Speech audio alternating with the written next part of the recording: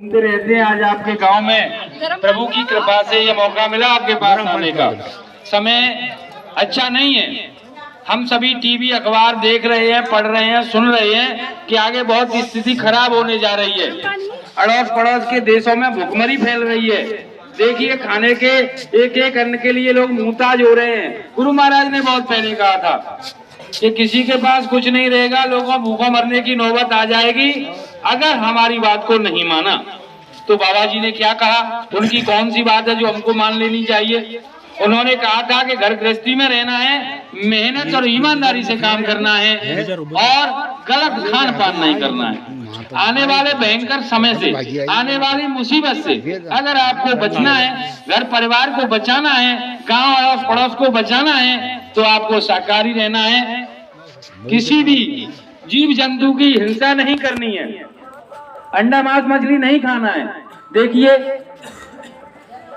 कितने अन्न सूखे गीले बनाए हैं, कितने मेवे बनाए हैं, दिन में 100 बार बदल करके खाओ। प्रभु की तरफ से अंडा मांस मछली खाने का इंसान को अधिकार नहीं है।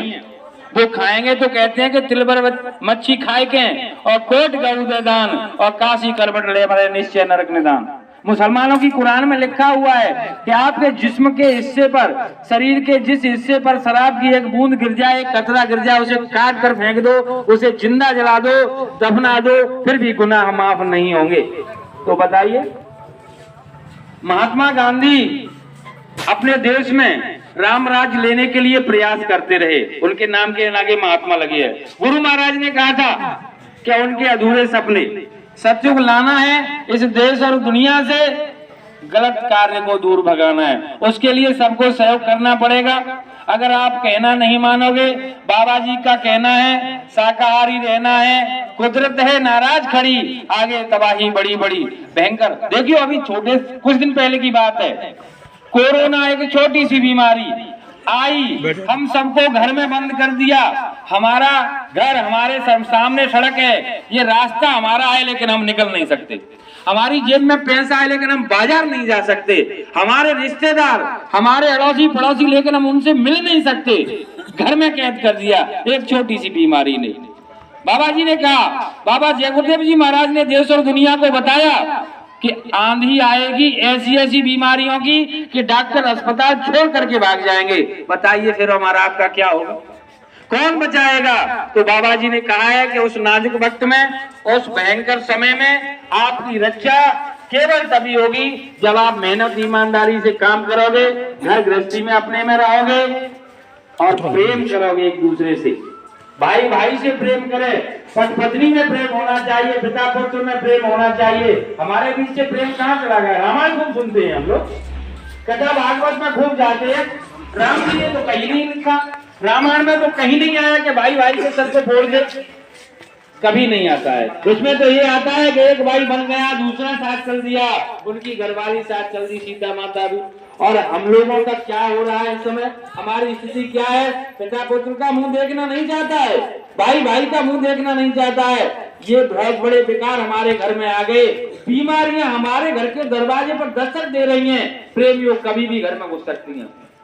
और बाबा जी ने कहा, पशु पक्षियों की बीमारी जब इंसान को लगती है तो लाइलाज हो जाती है। क्यों? कि पशुओं की दवाएं ग्राम में दी जाती हैं और इंसानों की दवाएं एमजी में होती हैं।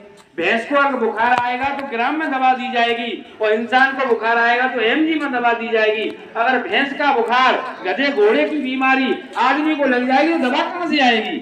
उसका एक ही उपाय है, सबको शाकाहारी होना है, अंडा मांस मछली खाना छोड़ना है।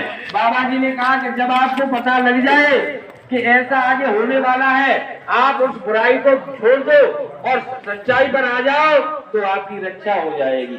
अभी तो बड़ी भयानक स्थिति आज सामने आने वाली है, इसीलिए आप सभी से प्रार्थना करने के लिए हम लोग यहाँ आए हैं। आपसे यही निवेदन करते हैं, देखिए हम आपको अपना मानते हैं, इसीलिए तो हम आए हैं। बाबा जी ने कहा कि सारा संसार अपना है, वसुधैव कुटुंबकम की भावना है हिंदुस्तान की।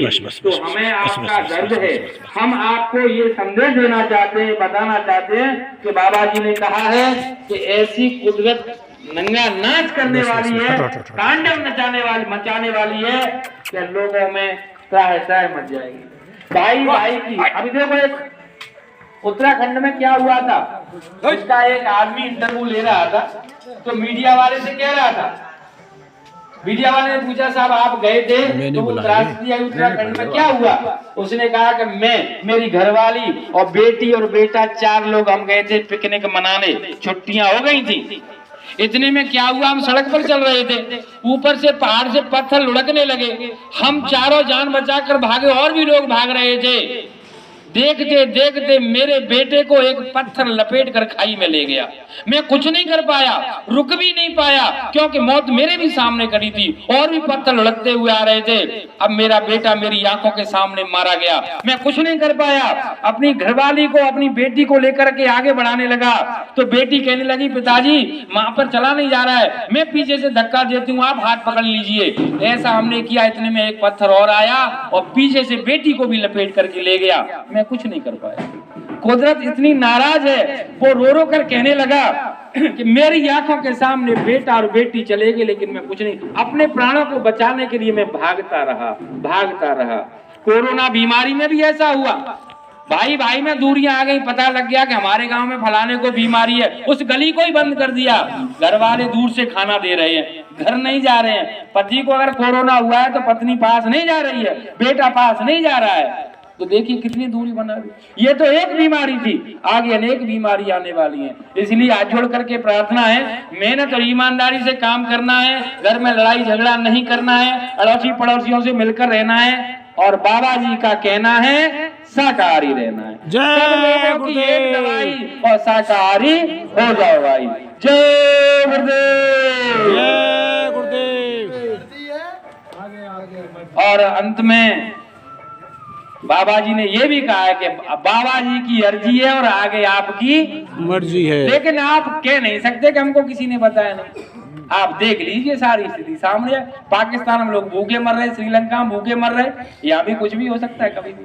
जय गुरुदेव। आप देख रहे हैं जय गुरुदेव चैनल, और इस समय में गांव तेरहिया, तहसील बयाना, जिला तहसील इनकी उज्जैन है इस समय, जिला भरतपुर राजस्थान से। ये आप देख रहे हैं आज दिनांक 3 फरवरी 2023 को ये हमारे बाबू सिंह जी धौलपुर से आए हैं, जिन्होंने ये आपको सचेत किया है। तो मेरा निवेदन है आप इनकी बातों पर ध्यान दें, गुरु महाराज की बातों पर ध्यान दें। जय गुरुदेव।